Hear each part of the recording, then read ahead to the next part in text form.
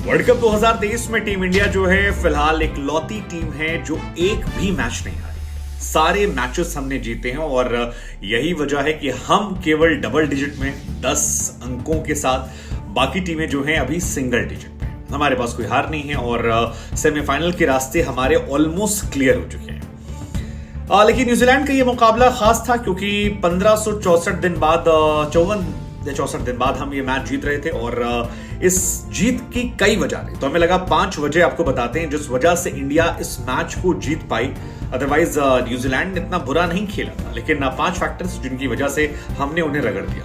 तो शुरुआत मुझे लगता है कि पावर प्ले बहुत मैटर करता है। First and last power play India की शुरुआत बहुत जबरदस्त होती है।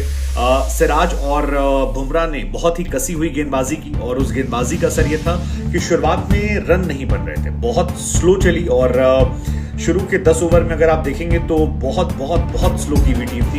वो एक रन बनाने को संघर्ष कर रहे थे। ऑल्सो 2 विकेट निकल गए, जिसमें शुरुआत में आपका कॉनवे का विकेट गया, उसके बाद शमी ने आते ही विलियम को पहली बॉल पर बोल्ड मार दिया। सो ये एक बहुत बड़ा फैक्टर रहा कि शुरुआत के 10 ओवर में पावर प्ले का वो उतना इस्तेमाल नहीं कर पाया। Second factor was mid over में तो चलो ठीक है, लेकिन जब एंड के 10 ओवर में जहां पर आप ये मानते हैं कि बहुत ज्यादा रन बनते हैं और जबरदस्त पारी होती है, वहां पर 36 ओवर में न्यूजीलैंड के 205 रन पर 3 विकेट थे। एंड आई थिंक यहां से जो मैच पलटा है, मतलब 205 पर आप 3 हैं और 273 पर आप ऑल आउट हो जाते हैं, तो ये एक बहुत बड़ा फैक्टर रहा। आखिर के 10 ओवर में न्यूजीलैंड की टीम जो है केवल 54 रन बना पाई और 7 विकेट जो है उन्होंने गवा दिया। एंड आई थिंक यहीं से उनका पैनिक होना इंडिया के जीतने की वजह बना। हालांकि इसके हीरो जो थे वो मोहम्मद शमी थे, जिन्होंने बैक टू बैक विकेट निकाले और इंडिया को मजबूत कर दिया, अपनी वापसी को भी सुनिश्चित किया और इंडिया को मजबूत किया। कुलदीप का भी वो जो सेकेंड स्पेल था वो बहुत इंपॉर्टेंट था, क्योंकि वो जो 2 विकेट कुलदीप ने निकाले लैथम के, फिलिप्स के, आई थिंक वो गेम चेंजिंग फैक्टर्स थे, बिकॉज ये दोनों उनके फिनिशर थे। लैथम कैप्टन भी थे और फिलिप्स हम सब जानते हैं कितनी मार मारते हैं, आईपीएल में जिनको हमने देखा है। लेकिन उनको आउट करना और उसके बाद बाकी काम जो है वो शमी ने किया, जिसमें बैक टू बैक विकेट निकाले सैटनर के, हेनरी के या लोअर ऑर्डर में, और उससे पहले बुमराह ने आकर चैपमैन को आउट किया। तो ये 2-3 फैक्टर बहुत इंपॉर्टेंट है। तीसरा फैक्टर जो है वो है शुभमन गिल और रोहित शर्मा की शुरुआत। आई मीन इंडिया पर प्रेशर था। प्रेशर इस बात का था कि क्या इंडिया मैट हेनरी और ट्रेंट बोल्ट को वैसे खेल पाएगी, क्योंकि ये दोनों बहुत ही क्वालिटी बॉलर हैं और दोनों बहुत प्रीमियम बॉलर हैं। मतलब हम सब जानते हैं कि ट्रेंट बोल्ट और हेनरी क्या कर सकते हैं, इवन सैंटनर।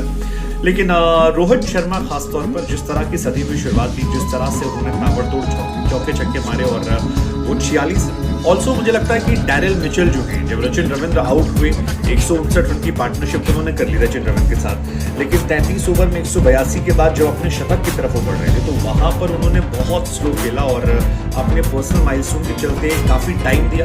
उस टाइम को इंडिया के बॉलर्स ने यूटिलाइज करवाया और फिर चढ़ गए इंडिया वाले, यार वहीं से चढ़ गए, क्योंकि प्रेशर बढ़ता रहा। फिर आप सडनली रन रेट तेज करना चाहते हैं, वो तेज हुआ नहीं, फिर आपके बैक टू बैक विकेट गिरने लगे, आपके फिनिशर्स जो थे वो काम नहीं कर पाए। सो आई थिंक डैरियल मिचेल का शतक की तरफ बढ़ते वक्त जो थोड़ा स्लो होना था रचिन रविंद्र के आउट होने के बाद, उसने इंडिया के लिए मोमेंटम चेंज किया और वहीं से इंडिया के बॉलर्स ने, क्योंकि 179 फॉर 2 था और उसके बाद देखिए ना, बैक टू बैक लेथम को आउट किया आपने, फिलिप्स को आउट किया, उसके बाद फिर आपके चैपमैन आउट हो गए, सैंटनर आउट हो गए। सो आई थिंक वो एक मौका मिल गया मोमेंटम शिफ्ट करने का और ये एक बड़ा फैक्टर है। बाकी आई थिंक लास्ट सबसे बड़ा इंपॉर्टेंट फैक्टर यही था कि विराट कोहली अनमैचेबल थे